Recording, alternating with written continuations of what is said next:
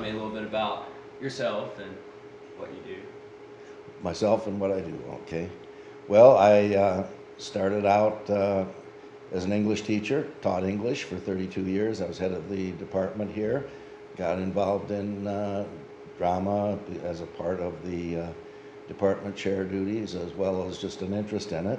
Also in 1972, after the theater was first started, I came on the board and started working. I started out working promoting the winter series, and eventually it wound up having to do the whole thing. Well, currently he's the, what are you, the production administrator? Yeah, and president of the Guild, board, yeah. the Festival Players Guild, Right. which is the sponsor of the Canterbury Summer Theater. He housed at the Main Street Theater. We have a lot of titles. I know, I know. Some people want us to get rid of those, or get rid of one, but you know, after 28 years of identity with the Canterbury Summer Theater, you just don't throw that out. People identify with it. Did I say 28? Yeah. Well, 28 when we moved. Okay, 28 plus. It was 43. 20. Yeah, it's 43 now. But when we made the move from the other building, we had owned and trademarked the name Canterbury Summer Theater Season, but we didn't own the name that was connected with the building because that was sold with the building. So we couldn't rename this the Canterbury, and we renamed it Main Street Theater basically because part of what we were able to accomplish was as a result of a grant from Project Main Street. And so we decided to name the theater that, but keep the identity of the Canterbury Summer Theater Season. So right now we're in the Main Street Theater, which during my lifetime here was actually an old video store, and the Guild bought it, I don't know exactly what year, but it was probably 20 years ago, and it housed a rehearsal space and shop and that sort of thing, and we still were producing at the old Canterbury, I'll call it, which is on the church building down the street.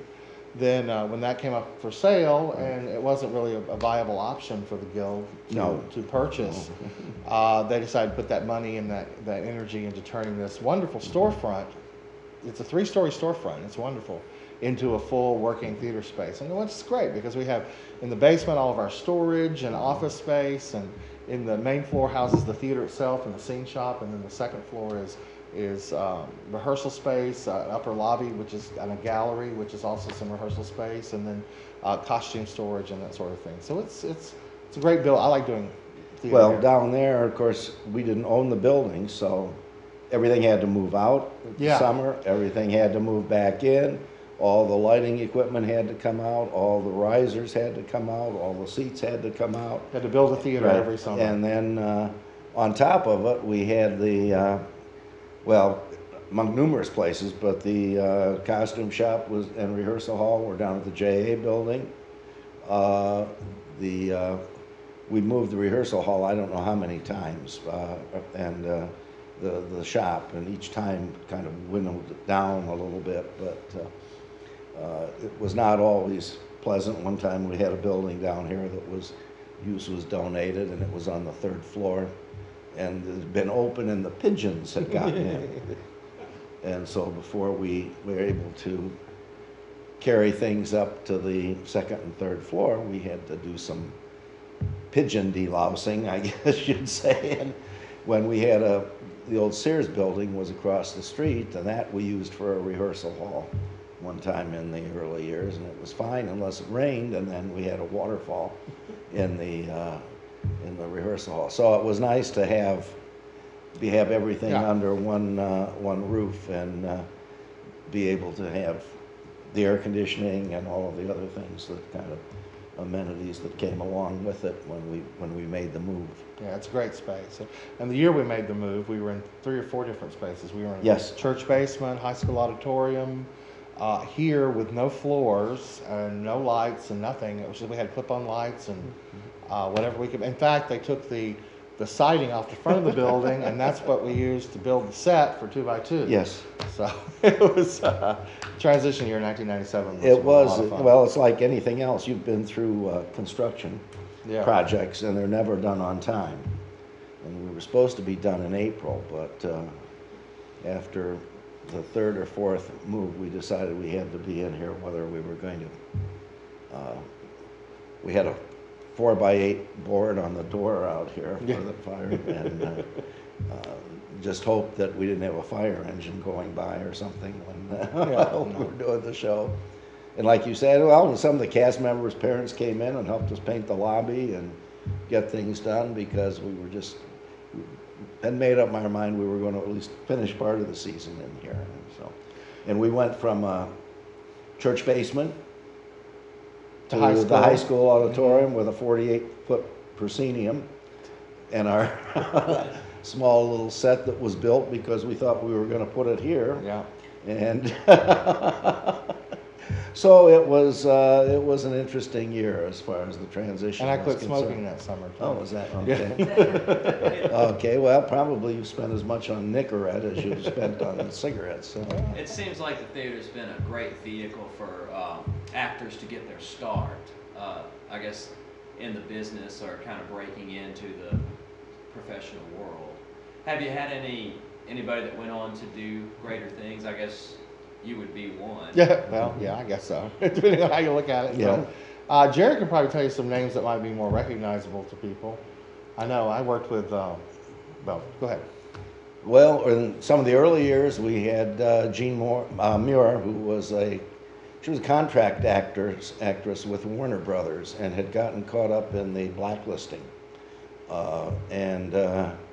Jean was teaching at Stevens College, and our artistic director was from Stevens, so she came up and did The Corn is Green that summer. Also Annie Potts, Judy Ivey. Judy's won several Tonys and has been involved in numerous television shows and a couple of television series.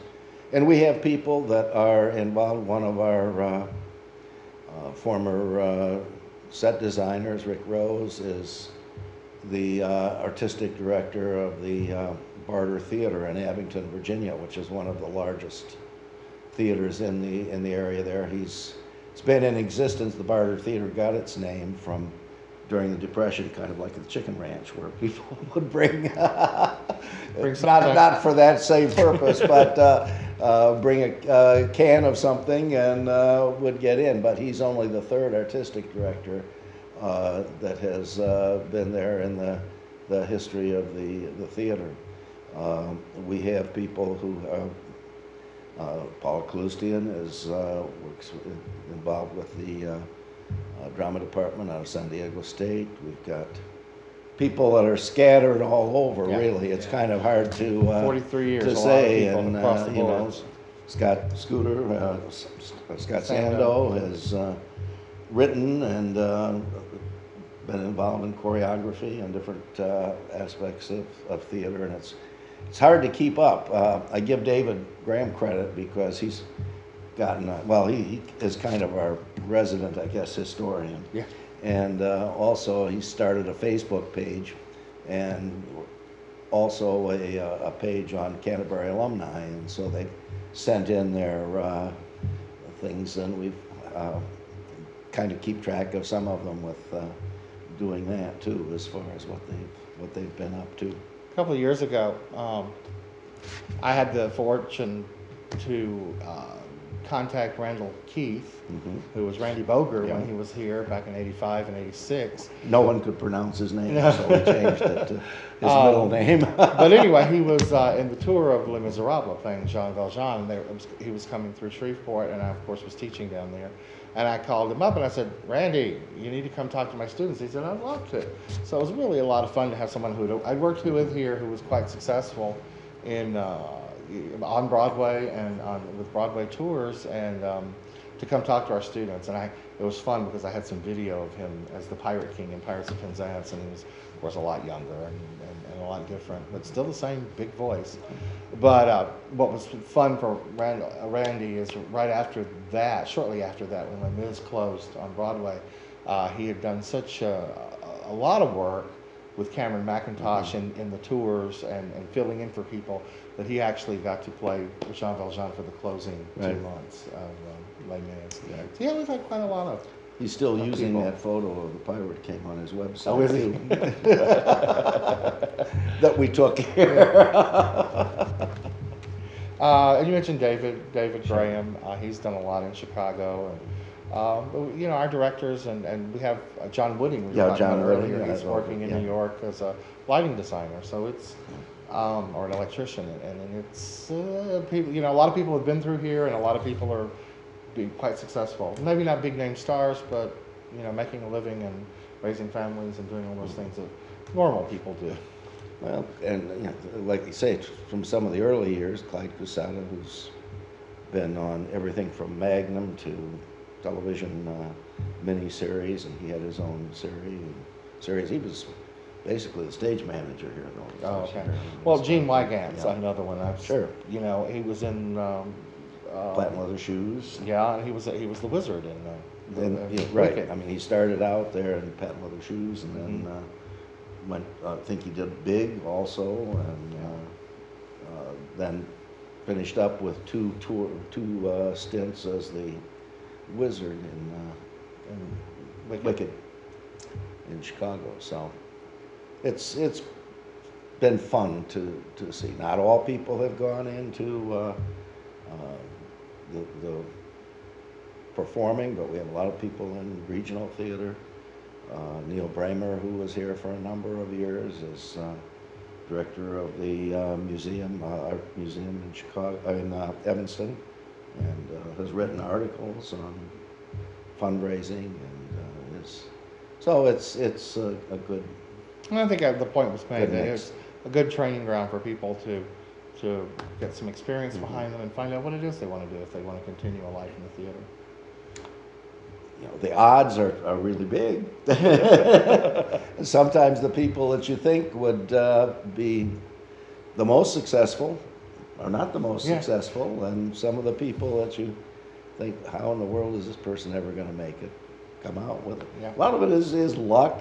Well, they have to have the talent first of all, but being at the right place at the right time sometimes helps too.